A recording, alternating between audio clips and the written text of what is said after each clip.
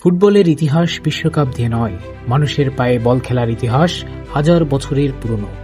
প্রাচীন চীনে চুজু, গ্রিস ও রোমে বিভিন্ন ধরনের বল খেলা এবং মধ্যযুগের ইউরোপে অনানুষ্ঠানিক রাস্তার ফুটবল, এসব ধারার সমন্বয়ে ধীরে ধীরে আধুনিক ফুটবলের বিকাশ ঘটে।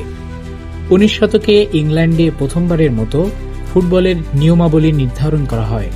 মাঠের মাপ, গোলপোস্টের কাঠামো এবং খেলার বিভিন্ন নিয়ম নির্দিষ্ট করা হলে খেলাটি একটি সংগঠিত রূপ লাভ করে। পরবর্তী সময়ে এই খেলা দ্রুত ইউরোপ ছাড়িয়ে লাতিন আমেরিকা, আফ্রিকা ও এশিয়ায় ছড়িয়ে পড়ে। 1930 সালে ফুটবলের সর্বোচ্চ আসর বিশ্বকাপ প্রথমবারের মতো অনুষ্ঠিত হয়। তৎকালীন ফিফার সভাপতি জুলে রিমে বিশ্বাস করতেন যে ফুটবল দেশ ও মানুষের মধ্যে দূরত্ব কমাতে সক্ষম। সেই বিশ্বাসের প্রতিফলন হিসেবেই বিশ্বকাপের সূচনা হয়। যদিও বিশ্বকাপ ধীরে ধীরে জনপ্রিয়তা অর্জন করছিল, তথাপি দ্বিতীয় বিশ্বযুদ্ধের কারণে 1942 ও 1946 সালের টুর্নামেন্ট অনুষ্ঠিত হয়নি। এই সময়টিকে ফুটবলের ইতিহাসে এক নীরব সময় হিসেবে বিবেচনা করা হয়। যুদ্ধ শেষ হওয়ার পর মানুষ আবার ফুটবলের প্রতি আগ্রহ ফিরে পায়। 1950 সালের বিশ্বকাপের ফাইনালে ব্রাজিল উরুগুয়ের কাছে পরাজিত হয়। এই ম্যাচটি ফুটবল ইতিহাসে মারাকানাজো বা মারাকানা বিপর্যয় নামেও পরিচিত। এরপর ব্রাজিলের স্বর্ণযুগ শুরু হয়।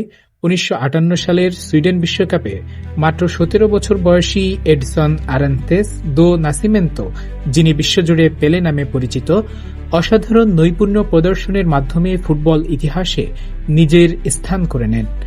ব্রাজিলের ধারাবাহিক সাফল্যের পাশাপাশি ইউরোপীয় দলগুলো ও বিশ্ব ফুটবলে নিজেদের অবস্থান শক্তিশালী করতে শুরু করে। এর একটি গুরুত্বপূর্ণ উদাহরণ হল 1966 সালের ফিফা বিশ্বকাপ, যা ইংল্যান্ডে অনুষ্ঠিত হয় এবং স্বাগতিক ইংল্যান্ড প্রথমবারের মতো বিশ্বকাপ জয় করে। 1986 সালের ফিফা বিশ্বকাপ ফুটবল ইতিহাসে বিশেষ গুরুত্ব বহন করে ডিয়েগো আর্মান্দো ম্যারাডোনার অসাধারণ পারফরম্যান্সের কারণেই। আর্জেন্টিনার অধিনায়ক হিসেবে তিনি পুরো টুর্নামেন্টে গুরুত্বপূর্ণ ভূমিকা পালন করেন। কোয়ার্টার ফাইনালে ইংল্যান্ডের বিপক্ষে তিনি দুটি স্মরণীয় গোল করেন। এর একটি হ্যান্ড অফ গড নামে পরিচিত, যেখানে হাত দিয়ে বল স্পর্শ করে গোল করা হয়েছিল। অন্য গোলটি ফুটবল ইতিহাসের অন্যতম সেরা গোল হিসেবে বিবেচিত হয়। এই পারফরম্যান্সের কারণে আর্জেন্টিনা 1986 সালে শিরোপা অর্জন করে। 1990-এর দশকে ফিফা বিশ্বকাপ আরও আধুনিক ও বৈশ্বিক চরিত্র লাভ করে। এ সময় আন্তর্জাতিক ফুটবলে একাধিক প্রভাবশালী খেলোয়াড়ের আবির্ভাব ঘটে, যাদের মধ্যে Ronaldo Nazario, Zinedine Zidane, Ronaldinho এবং কাকা বিশেষভাবে উল্লেখযোগ্য। 2010 সালের ফিফা বিশ্বকাপে স্পেন জাতীয় দল তাদের টিকি-টাকা কৌশল ভিত্তিক খেলার মাধ্যমে শিরোপা জয় করে। 2014 সালের ফিফা বিশ্বকাপে জার্মানি দল ধারাবাহিক ও শক্তিশালী পারফরম্যান্স প্রদর্শন করে চ্যাম্পিয়ন হয়। সাম্প্রতিক সময়ে ফিফা বিশ্বকাপের সঙ্গে সবচেয়ে বেশি আলোচিত নাম লিওনেল মেসি। আর্জেন্টিনার হয়ে দীর্ঘ আন্তর্জাতিক ক্যারিয়ারের গুরুত্বপূর্ণ ভূমিকা পালন করলেও তিনি দীর্ঘদিন বিশ্বকাপ শিরোপা জিততে পারেননি। 2014 সালের ফাইনালে পরাজয়ের পর অনেকের ধারণা হয়েছিল যে হয়তো বিশ্বকাপ জয় তার ক্যারিয়ারে আর সম্ভব হবে না। তবে সেই ধারণার পরিবর্তন ঘটে 2022 সালের কাতার বিশ্বকাপে।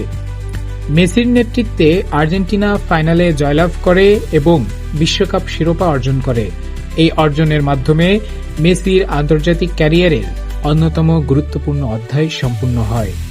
একই সঙ্গে সাম্প্রতিক বিশ্বকাপগুলোতে জাপান, দক্ষিণ কোরিয়া ও মরক্কোর মতো দলের সাফল্য প্রমাণ করে যে ফিফা বিশ্বকাপ বর্তমানে একটি সত্যিকারের বৈশ্বিক প্রতিযোগিতা।